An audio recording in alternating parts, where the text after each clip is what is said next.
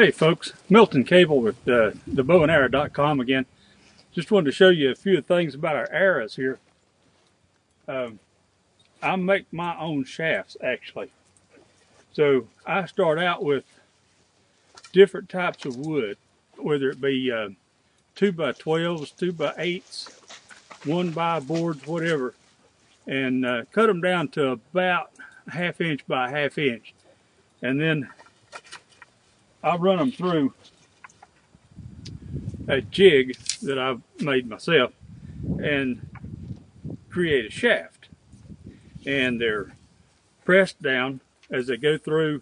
I have a series of different holes they have to go through in some hardwood, and they're spinning the whole time. So it presses the wood down and makes a good strong outside. The outside of the wood's good and strong and smooth and slick.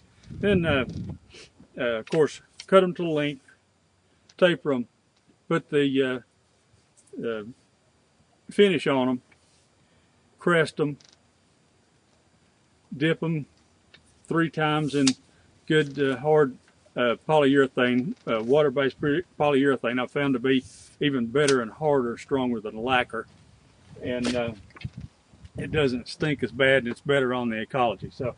But we have all kinds of different colors. Have several different things. I just love making the arrows. It's one of my favorite things. So it's very time consuming, very tedious, but it's one of my favorite things. These are some old arrows I redid. These were my dad's back in the 50s.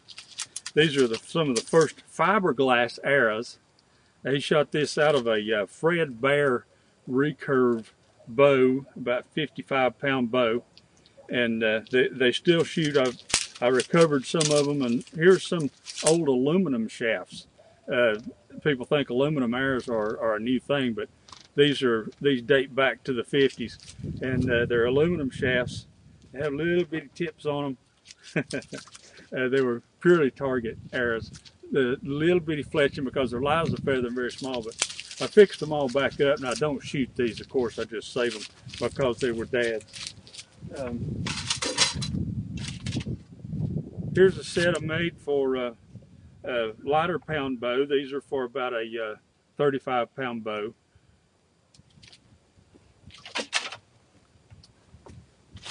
These are some of the first shafts I made.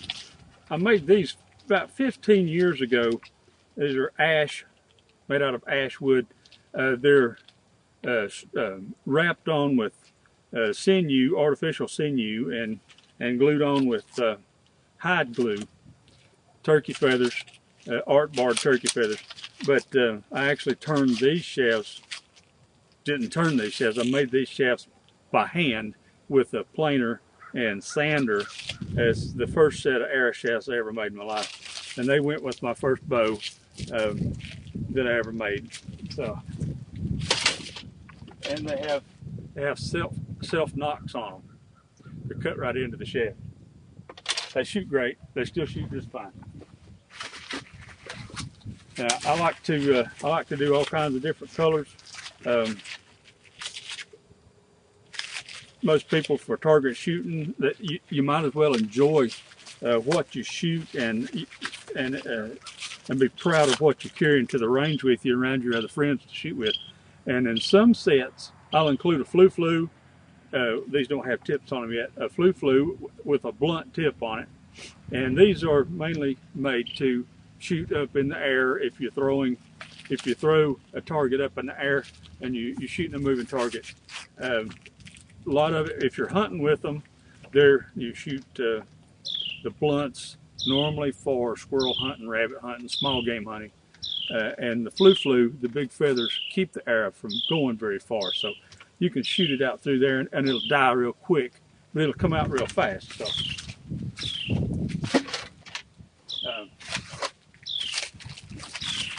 made some of these for a friend of mine.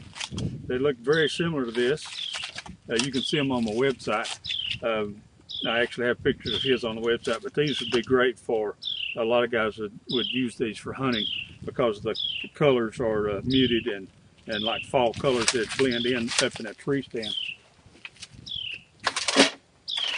So give us a look over at my website, thebowingarrow.com. I've been doing this stuff all my life. I took a break for a few years, but I grew up with these things in my hand, and my dad doing it and showing me how and teaching. So I know a little bit about what I'm doing, and I enjoy it. I love it. There's nothing like it, and I'd love to start a club over here in western North Carolina somewhere in the beautiful mountains of the southeastern United States. So if anybody's interested in that, give me a call. But check out my website at thebowingarrow.com. Thank you.